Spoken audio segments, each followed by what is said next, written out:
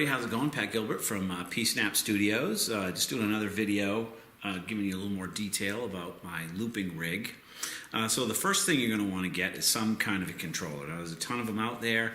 I happen to use an Ovation Launch Key 49. I think they're about 149 bucks, and it's really it's made to work with Ableton. You plug it in, the faders work the faders, these work the mute buttons, everything just kind of maps right to where it needs to go for you to be able to do your thing in Ableton.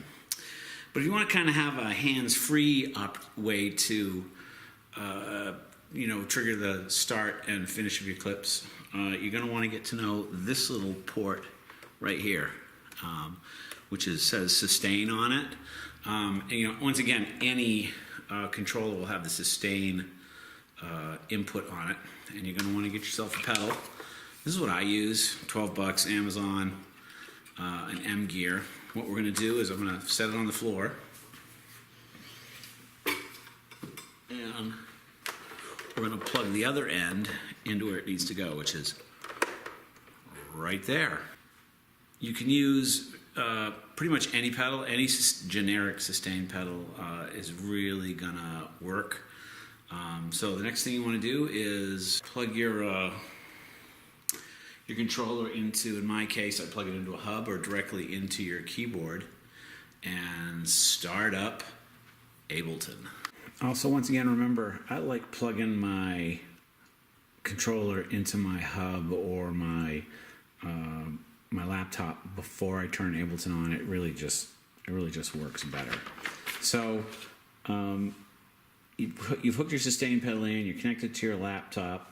Next thing you're going to want to do is you want to go to Options, and you're going to pop down to Preferences in the bottom, and you're going to want to make sure that right up here that your launch key is the one that's selected.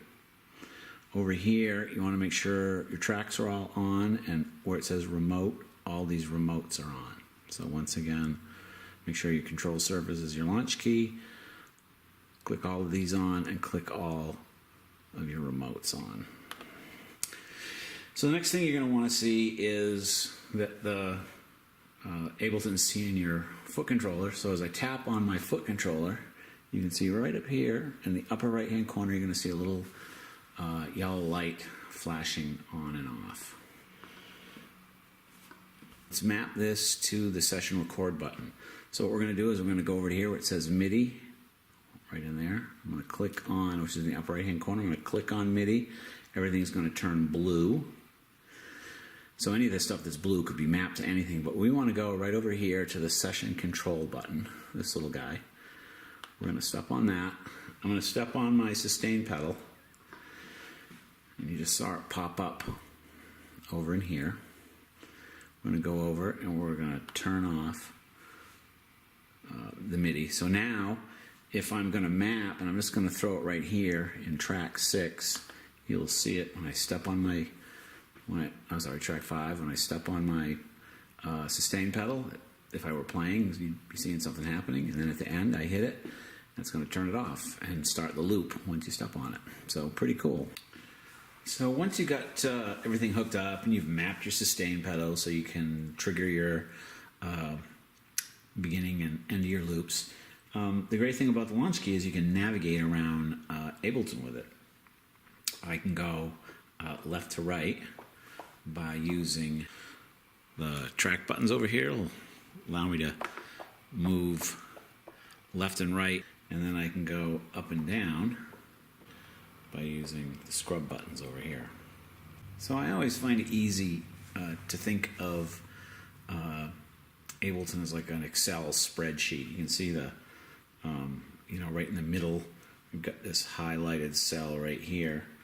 So that's the one that you're in. As we move around, you can see that this highlighted cell, that's the one if you're gonna end up doing anything MIDI-wise, that's where it's going to go. The other thing with Ableton is you saw the sliders, and if you're looking, you're seeing them.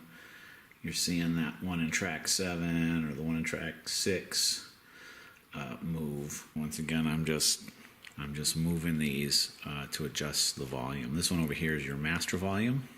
And if you look all the way over to right here, you can see my master volume going up and down. You can also use the rotary buttons to control a variety of effects on, in my case, it's a piano. The brightness, the hardness, the glue, right on the fly. So I hope you enjoyed this video on hands-free looping with Ableton Live 9 and an Ovation launch key. If you have any questions or you want me to explain something a little bit more, certainly leave me a comment or send me a message. Don't forget to subscribe down here if you like the videos. And until next time, cheers.